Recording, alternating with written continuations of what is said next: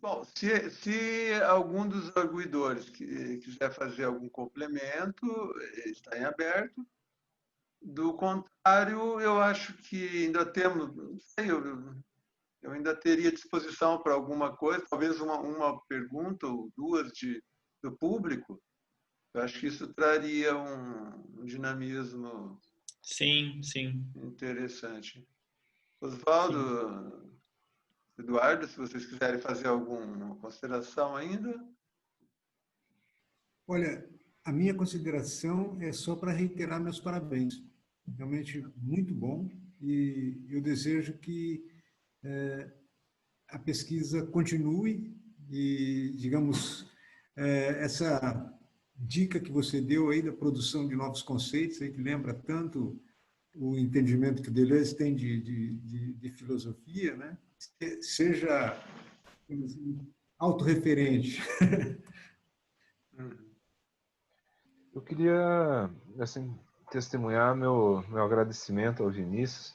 Inclusive, hoje de tarde eu estava pensando em termos, assim, uma espécie de nostalgia, assim, né? Já desses encontros todos, né? Uma felicidade muito grande de ter compartilhado isso. Agradecer também ao Francisco, né? Toda a oportunidade que vocês ofereceram a nós todos, né? Só tenho realmente a agradecer e desejar que a gente continue, né? Que a gente continue com os planos como a gente vem pensando e produzir outras coisas semelhantes assim que eu acho que vem ao encontro, né? De toda, enfim, o desejo que a gente tem, né, de revolver, né, as questões teóricas e transformá-las em algo mais próximo dos nossos corações. Né? É isso aí. Muito obrigado, Vinícius, Francisco e Oswaldo e a todos vocês que têm nos acompanhado.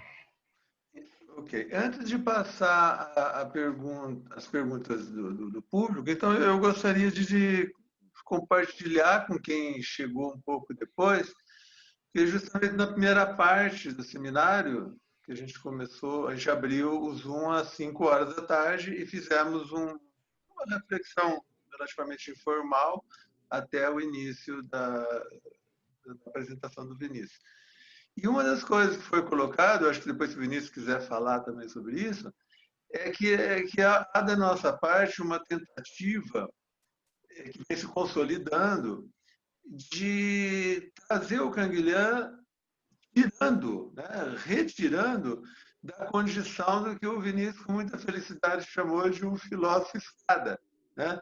O Canguilhã guarda uma semelhança assim, com o Saussure, do tipo, todo psicanalista fala, menciona, refere, Saussure, não sei o quê, mas não precisa ler, não faz parte, não é o autor, mas querendo falar de Lacan, e não querendo falar de linguística, da teoria dos signos saussurianos, estruturalismo, nada disso. Né?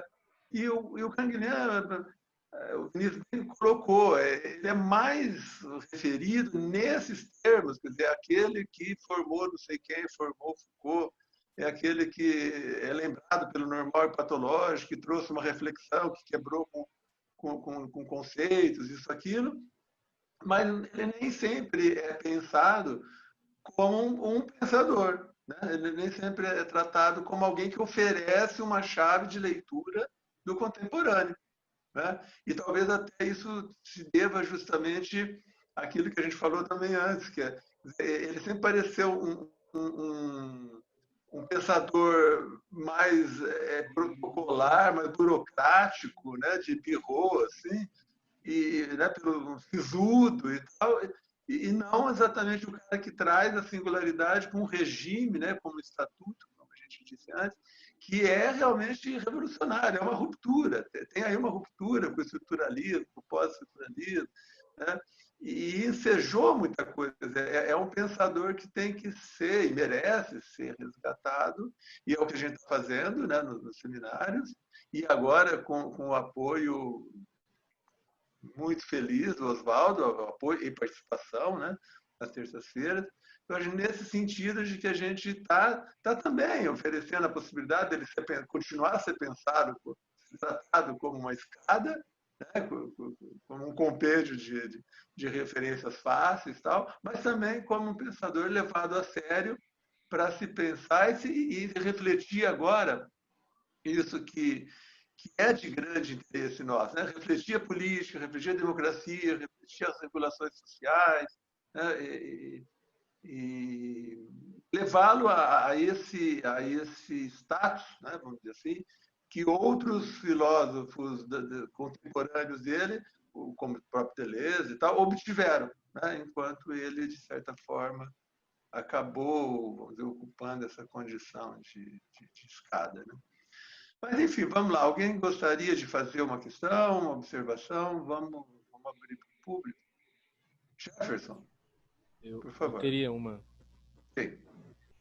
Bom, primeiro é agradecer por estar aqui nesse momento. Eu tinha colocado uma mensagem anteriormente, porque eu não sabia se ia abrir para, de fato, falar, mas eu quero, agora, o mais pessoalmente possível, com esse distanciamento, agradecer ao Vinícius pela presença dele na minha vida acadêmica, porque foi um divisor de águas para mim, assim, começar a assistir de fato ali os seminários de Canguilhã e parabenizá-lo e espero manter com você o diálogo, assim, porque a gente está, querendo ou não, transitando numa zona bem fecunda, assim, de possíveis reflexões futuras em parceria.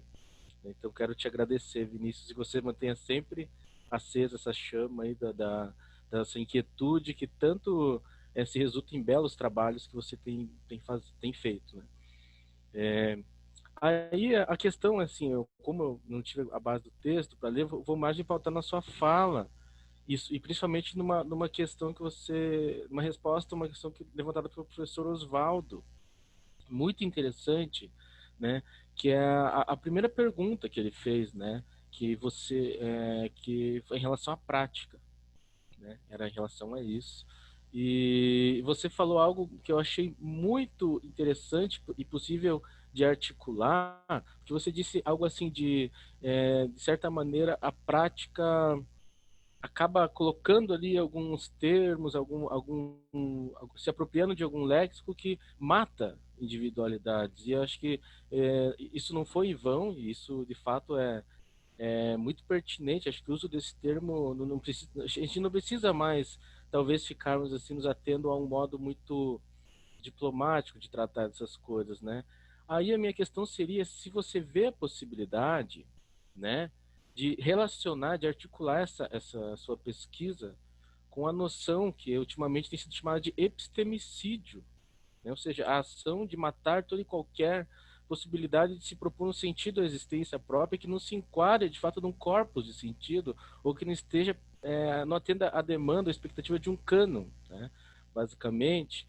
E se, né, aí para complementar, né, recentemente o próprio o professor Vladimir Safatli publicou um texto em que ele fala do identitarismo branco, né, e que ele menciona, assim, até de uma certa maneira, a forma na qual, de certa maneira, infelizmente, nós passamos a alimentar esse identitarismo branco para a construção de pensamento e e acabamos matando outras possibilidades de sentido.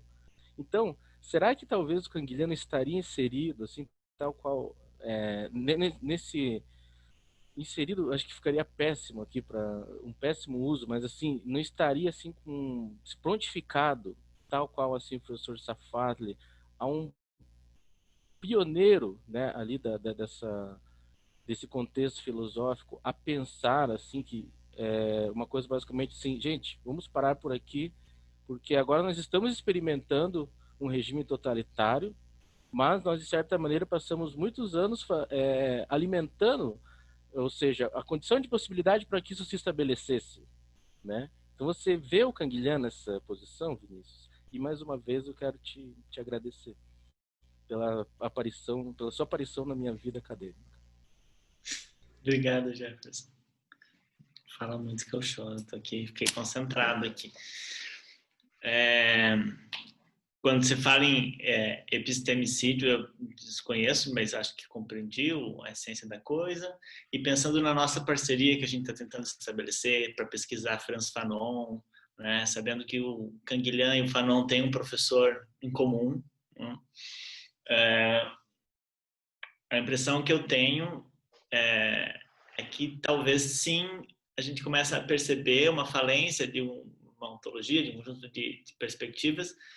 E é um negócio que a gente vem discutindo no grupo de estudos de quarta-feira, que são sobre, bom, que saberes é esse? Que epistemologia é essa? Que epistemologia branca, europeia é essa? Né? O que ela passa em cima de quê? De que conjunto de saberes? Né? Conjunto de saberes tradicionais, por exemplo, algo que o Ernesto, que está aqui, que faz parte do grupo, sempre faz questão de lembrar, assim, né? E quando a gente pega as perspectivas médicas, como elas são tributárias de saberes tradicionais, transformam eles em fisiologia, depois dizem que o saber tradicional está equivocado, ou como todos os outros saberes que não se enquadram a essa lógica, enfim, essa lógica de produção de conhecimento, nessa lógica de entendimento do que é o saber, do que é o conhecimento, essa epistemologia, né? Como ela não dá conta do entendimento de um bocado de coisas. Eu acho que sim, então, se eu entendi, a partir da minha fantasia do que é epistemicídio, né? E eu acho que tudo que... Agora, vamos fazer a ruptura, vamos ver o que dá, vamos tentar levar isso às últimas consequências, né? Com o que Canguilhem talvez está brigando, né? Porque a questão que a gente sabe, desde o início, quando a gente pensa em resistência, a questão dos judeus, etc., a questão era de raças, né? Esses entendimentos racializantes que faziam ver ali essências, né? Enfim, eu acho que sim, é um campo fecundo para a gente se afogar juntos, abraçados e até o final. Muito obrigado, Vinícius. Ok. Então, vamos lá. Mais alguém gostaria de formular uma questão? Uhum. Não. Enquanto isso, eu gostaria de fazer um comentário aí, já que vocês entraram numa seara mais vamos dizer, mais política, mais de denúncia, coisas desse tipo. Eu tive, em 2014, a oportunidade de ler uma referência sobre um artigo do Canguilhem. Eu procurei essa revista desesperadamente, assim, com todos os recursos para ler, de fato, o artigo, né? É uma revista que já não era mais publicada, chamada Science, não sei o quê e tal. Corri todas as bibliotecas de Paris, ninguém tinha e ninguém conhecia esse artigo. Apenas o sujeito que escreveu um capítulo sobre Canguilhem e que fez referência a esse artigo de 71. Eu acabei conseguindo esse artigo naquelas boate lettres, aquelas que ficam no Rio, à beira do Sena. Assim, um sujeito tinha lá, foi uma epopeia. Eu levei a revista na biblioteca, na François Mitterrand. O bibliotecário ficou louco. Ele falou: não é possível que nós aqui não tenhamos. Ele achava que o mundo está registrado lá. Eu falei: como que essa revista não foi? Bom, essa revista traz um artigo, inclusive é uma revista que tem um artigo dele do Piaget. Olha que só em Paris você encontra, assim, na beira do Rio, um exemplar de uma revista de 1971, onde ele fala justamente da trinca, né, de notáveis que ganhou o Nobel da Medicina, que é o Jacob, Monod e Luoff, que eram celebridades em Paris durante todo esse momento e que atuavam na área, né? Assim, no campo filosófico, no campo da ciência e da filosofia da ciência, da epistemologia, inclusive o Jacob morreu também com 90 e tantos, 95 anos, uma coisa assim, foram, inclusive, bons inimigos, há declarações de um contra o outro, enfim. Mas eu acho que aí que está a importância política da epistemologia do Canguilhem. Nesse artigo, ele dizia uma coisa assim: esses 3 sujeitos que ganharam o Nobel, revolucionário, eu acho que vai muito a favor do que o Oswaldo colocou, trouxeram uma visão de genética, né? A biologia molecular que eles criaram trouxe uma visão de genética onde não cabia mais a noção de que na reprodução celular pudesse ocorrer um erro. Quer dizer, foram eles que, do ponto de vista da ciência, deram dignidade a toda forma de vida. E até 1970, esses 3 celebres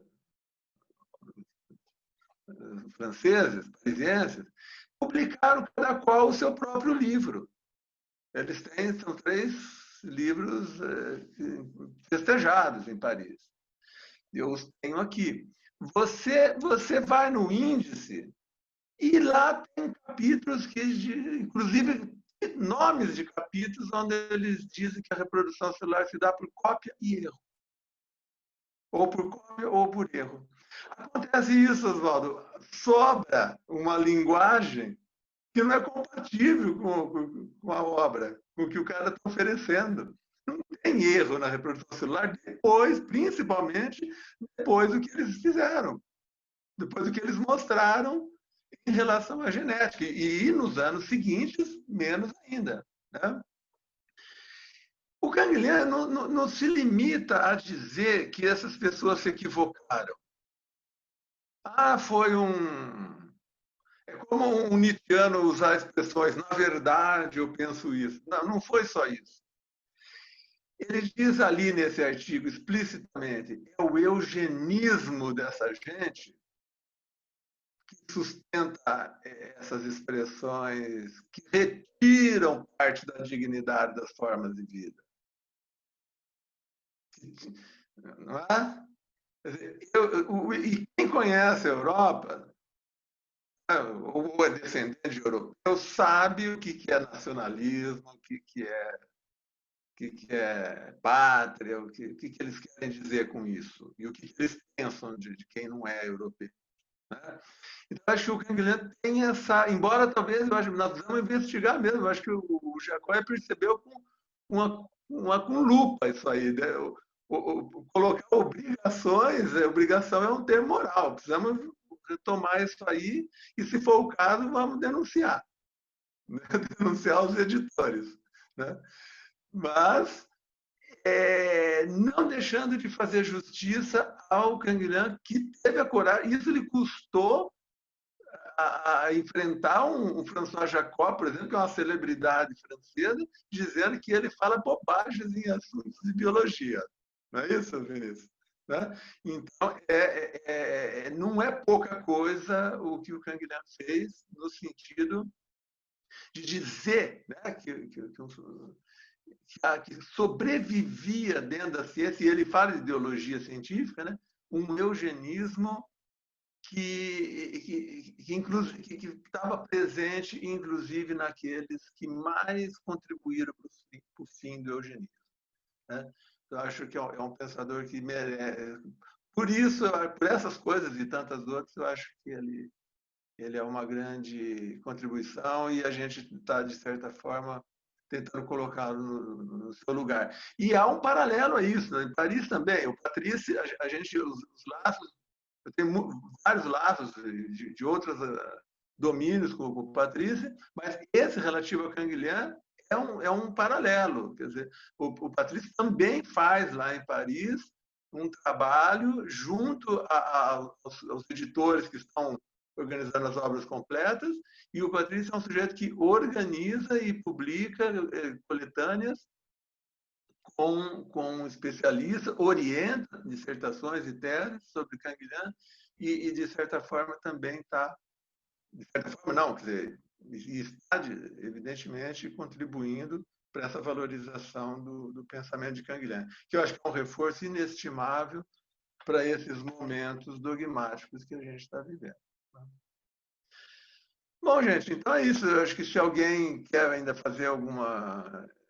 Isso é uma prática que eu adotei em todas as minhas bancas, né? Sempre dar voz a todos que participam. Se alguém quiser fazer mais alguma consideração, senão eu agradeço e passaria a palavra. Ah, sim. Divulgar o livro, divulgar o livro. O Vinícius fez uma caneca com a estampa da capa do nosso livro, né? Da coletânea. De um lado, você tem a figura do Vessali e do outro lado, o título do livro, né? E informando, então, que ele está disponível em pré-venda, né? Em pré-venda, e com previsão de entrega em coisa de 20 dias ou coisa assim, né?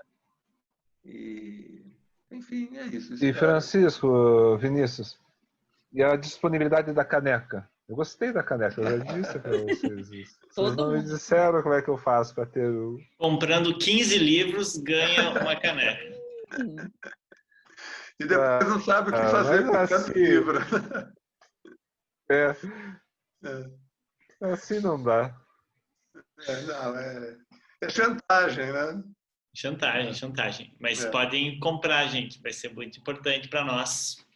Ah, sim. Não, e mais do que comprar, divulgar, né? Eu acho que é um trabalho que precisa, claro, né, que precisa ser, que merece, assim, né? Que merece ser divulgado, que as pessoas tenham contato, que saibam dele, e que ele funcione como uma fonte de consulta, né?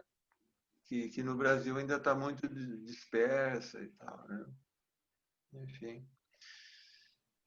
Bem, então, eu acho que, sendo assim, eu passo a palavra, então, para o Vinícius se despedir e deixo, assim, também uma... Não tenho expectativa de que você chore, mas deixo também uma palavra de amizade e de agradecimento por esses anos, que não foram poucos, né? O Vinícius fez agora eu estou lembrando, o Vinícius fez o mestrado, o doutorado e o pós-doutorado comigo, né? Como o tempo passa, como é bom a gente não percebe, né? Sempre com essa autonomia, com esse empenho, né? Com esse elan, né? Que sempre traz bons resultados. Então, Vinícius, se você quiser se despedir, fique à vontade. Só tenho a agradecer a todos os amigos, você, Boca, Eduardo, o professor Jacóia, todo mundo que está aqui. Já está tarde, eu sei que passou um tempão do horário que a gente tinha planejado, mas é isso que eu falei no início. Esse trabalho é um reflexo de diálogos miúdos e graúdos que eu tive com cada um que está aqui presente, em diferentes momentos, em diferentes contextos. E esse trabalho é de vocês também, assim, né? O livro que a gente organizou, a pesquisa, os artigos publicados, os debates, mas eu acho que isso é a prerrogativa para a gente construir algo, na verdade, mais emancipado disso, fazer uma comunidade, não sei, fazer uma instituição, fazer alguma coisa, quem sabe isso seja um caminho para a gente fazer. Então, muito obrigado mesmo. Meu coração está bem quentinho com a presença de cada um. Muito obrigado. Tá bem. Então, gente, eu agradeço a todo mundo. Realmente foi um sucesso de público. Nós passamos, em alguns momentos, passamos de 50 audições. Eu acho que foi muito rico e cumpriu a missão, né? Eu acho que a discussão aqui não foi um julgamento sobre o relatório do Vinícius, foi uma reflexão que abriu os pontos para continuar as discussões que vão certamente continuar. Eu agradeço, então, aos arguidores, né? Oswaldo está sempre tão atribulado, sempre tanto compromisso, mas também sempre tão disposto e tão generoso em colaborar com a gente, e com uma colaboração muito significativa. Eduardo também, bom, Eduardo é da casa, né? Eládio, que é um sujeito que está sempre passando pela nossa linha, Sim. sempre faz uma frequência à sua maneira, mas sempre também muito positiva. E É muito uma simpática. esquizofrequência, Francisco. Oi? Esquizofrequência. Ele é um colaborador da linha, às vezes né, ele está nas bancas, às vezes aparece, desaparece, e sempre muito simpático também, né? Então, eu agradeço a todos e convido, então, as pessoas que entraram para a pós-doc, né, para o relatório, e que se integrem ao grupo das terças-feiras, que efetivamente começa às 15 horas e vai até às 18. São 3 horas de seminários semanais. E como o Eduardo falou, acho que o Vinícius também falou sobre isso, nós estamos nesse ano, né, efetivamente, sobre a pandemia, nós estamos tratando do tema da normatividade, da obra do Canguilhan, e até foi só disso que surgiu o livro. E como a contribuição tem sido volumosa, ela deve continuar o ano que vem, né? Nós já apresentamos várias entrevistas com vários colaboradores estrangeiros, por questão de prioridade, sob forma de entrevista, porque temos sempre esse problema de conexão, e ainda há as contribuições dos brasileiros que não foram refletidas ainda no seminário, que a gente pretende continuar a fazer. Eu creio que esse é um tema que não se esgota tão cedo, né? A característica do meu seminário com o Eduardo é sempre de manter um período, né, onde há uma reflexão crescente, depois ela vai derivando para outra coisa e alguma coisa nova no futuro vai aparecer. Então, estão convidados, como eu disse, toda terça-feira, e o link é esse, né? Depois 17 horas, Francisco. Você falou 15 horas, mas 17 horas. Desculpa, 17 Perdoe. horas. Isso, tá bem. Tá bom, se não há mais nada a ser dito, eu acho que podemos, então, ir nos despedindo. Okay. Um abraço para todo mundo. Obrigado, Até gente. a próxima terça-feira. Até a próxima. Um Obrigado. abraço. Boa noite. Boa noite. Boa noite. Bem. Obrigado, Oswaldo. Boa noite. Boa noite. Boa noite. Boa noite.